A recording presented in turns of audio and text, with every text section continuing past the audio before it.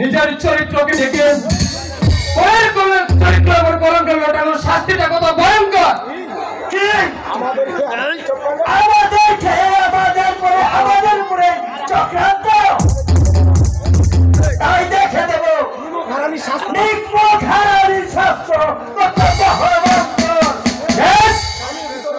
আমি আবিদুল্লাহ মোল্লাই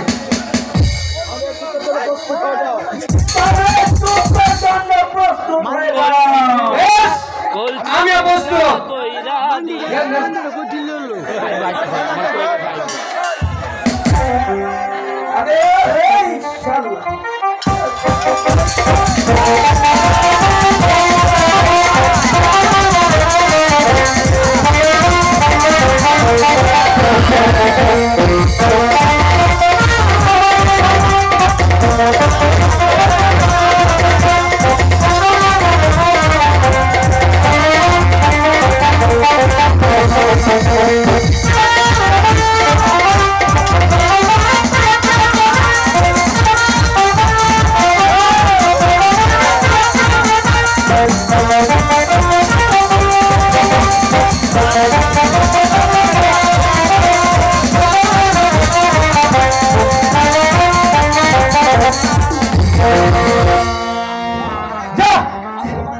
আজ তোমাকে ক্ষমা করলাম।